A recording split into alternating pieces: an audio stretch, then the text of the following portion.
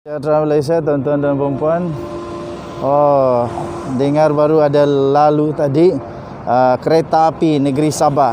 Okey. So bagi yang menonton video-video dalam channel ini, terima kasih diucapkan. Saja nak bagi tahu di Sabah pun ada kereta api. Okey, so kita bangga jadi rakyat Sabah. Di depan saya adalah Gunung Kinabalu.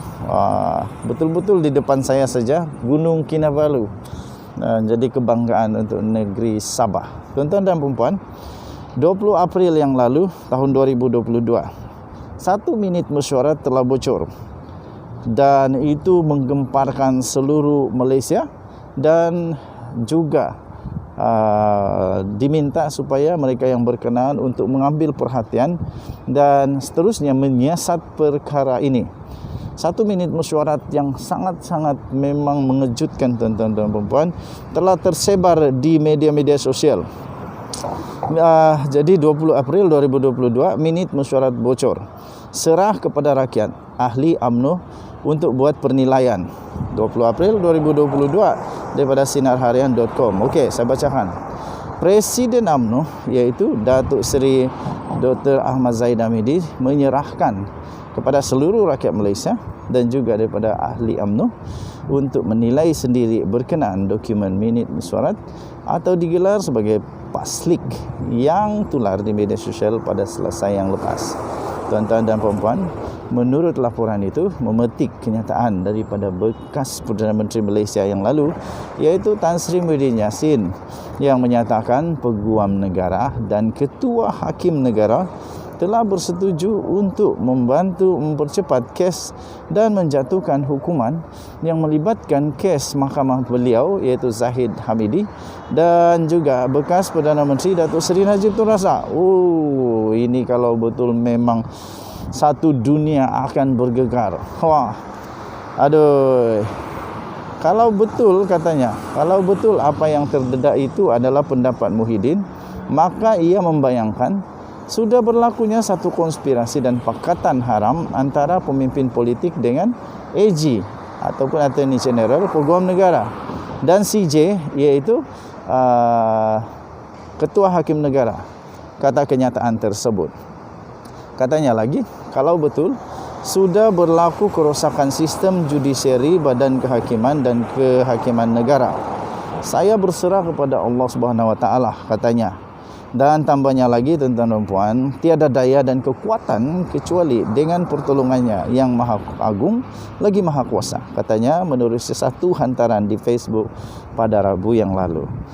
Tuan-tuan dan puan yang dihormati sekalian, pendedahan kandungan minit mesyuarat bocor yang melibatkan 9 pemimpin daripada Perikatan Nasional yang kononnya merancang strategi untuk menjatuhkan UMNO dan Barisan Nasional BN itu telah menjadi sangat tular sejak pada Selasa yang lalu lagi. Sekarang hari Jumaat, so dah 3 hari ni dia menjadi tular. Okey. Dalam dokumen tersebut beberapa nama telah disebutkan. Ini senarai nama panas, tuan-tuan dan puan-puan. Okey, so saya bacakan kepada tuan-tuan dan puan-puan senarai nama yang telah disebut di dalam laporan tersebut. Selain Ahmad Zahid, ia juga telah memetik nama Perdana Menteri iaitu Datuk Seri Ismail Sabri Yaakob. Perdana Menteri pun kena sebut. Apa benda pula dengan Perdana Menteri? Kesian dia. Janganlah. Naib Presiden PAS juga disebut iaitu Datuk Seri Ahmad Samsuri Mukhtar. Ini memang hot ni kalau macam begini. Okey, seterusnya Setiausaha Agung PAS iaitu Datuk Seri Taqiyuddin Hassan. Wah, orang-orang besar ni. Ketua Penerangan Perikatan Nasional iaitu Datuk Seri Muhammad Azmin Ali. Nah, dia pun akhirnya disebut juga. Kemudian ada Bendahari Kehormat Barisan Nasional Datuk Seri Hishamuddin Tun Hussein. Seterusnya Setiausaha Agung Perikatan Nasional Datuk Hamzah Zainuddin dan beberapa pemimpin UMNO yang lain. Okey, so nama semua besar-besar ni. Okey. Jadi berdasarkan pendedahan gerakan politik oleh dokumen tersebut, terdapat sekumpulan pemimpin daripada Perikatan Nasional seolah-olah merancang untuk mempercepatkan hukuman penjara ke atas Ahmad Zahid dan Datuk Seri Najib Tun Razak selain daripada kononnya cubaan mengaitkan timbalan Presiden UMNO Datuk Seri Muhammad Hassan dengan kes mahkamah. Oh, itu pasal yang 10 juta tu kot, yang pajakan tanah di Negeri Sembilan.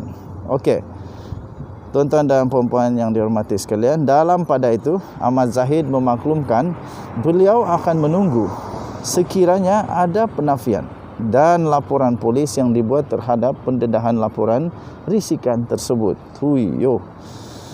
Katanya AG seperti biasa diam.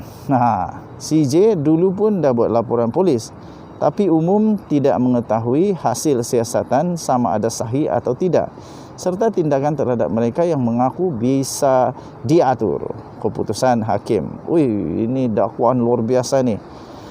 Katanya lagi, judisiari sudah biasa buat laporan polis pun. Saya tunggu saja kalau ada penafian dan laporan polis terhadap pendedahan laporan risikan ini, kata Zahid Hamidi.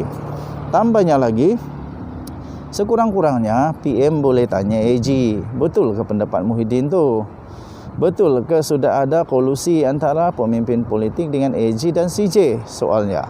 Okey, so ini dipetik daripada Zahid Hamidi, dan beliau menulis di dalam Facebooknya, perancangan manusia, perancangan Allah, dan perancangan Allah terpulanglah kepada rakyat dan ahli UMNO menilainya sendiri. Saya berserah hanya kepada Allah, katanya, dan tiada daya dan kekuatan, tambahnya lagi, kecuali dengan pertolongannya yang maha agung lagi maha kuasa. Lepas tu dia lampirkan apa ini? Wah, ini bahaya ni. Minit mesyuarat itulah. Raja Petra pun ada kena sebut di sini.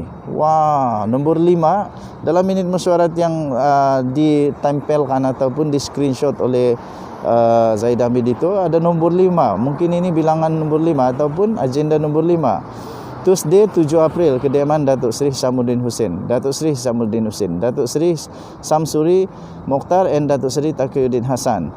Tiada option pemilihan UMNO. Ini termasuk sepanjang macam itulah dia punya tulisan. Jadi kamu boleh tengok di dalam Sinar Harian, laporan ini Sinar Harian 20 laporan daripada Sinar Harian ini bertarikh 20 April tahun 2022. Minit mesyuarat bocor, serah kepada rakyat dan ahli UMNO buat penilaian. Itu tajuk minit mesyuarat, tajuk beritanya. So, untuk dapatkan berita lengkap, kamu boleh masuk ke dalam Sinar Harian dan cari berita tersebut. Denyut nadi, suara rakyat bergema di channel ini. Aku dah nak masuk check-in ni, nak pergi flight. Okey, so harap-harap semuanya okey. Doakan perjalanan, semoga semuanya okey dan kita akan kembali ke semula ke negeri Sabah yang dicintai. Sekali lagi, kita jumpa lagi. Bye-bye.